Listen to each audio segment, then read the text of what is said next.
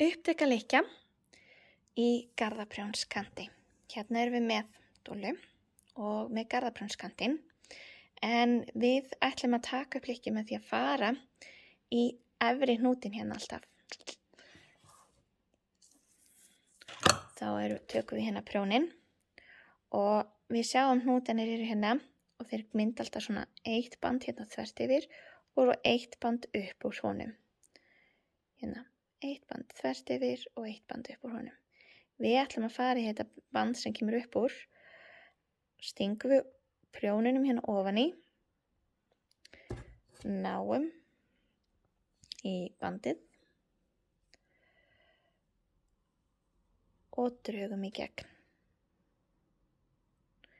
Það er hægt að nota heklinál til að hjálpa sér við þetta eða prjónin. Ég er með þetta kannski aðeins og grófan prjón hérna.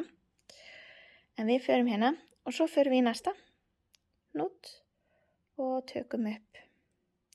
Gott er að taka hann svolítið svona vel upp til að finna gatið, stinga prjónunum inn í gatið og náum í bandið í gegn.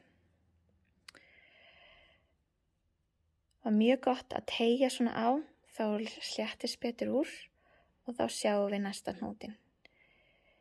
Tökum hérna í hnútinn, búum til gat, stingum prjónunum í gegn, náum í bandið og drögum í gegn. Við tökum upp hvern einasta hnút meðfram garðaprjónskantinum eða eins marga og uppskriftin segir.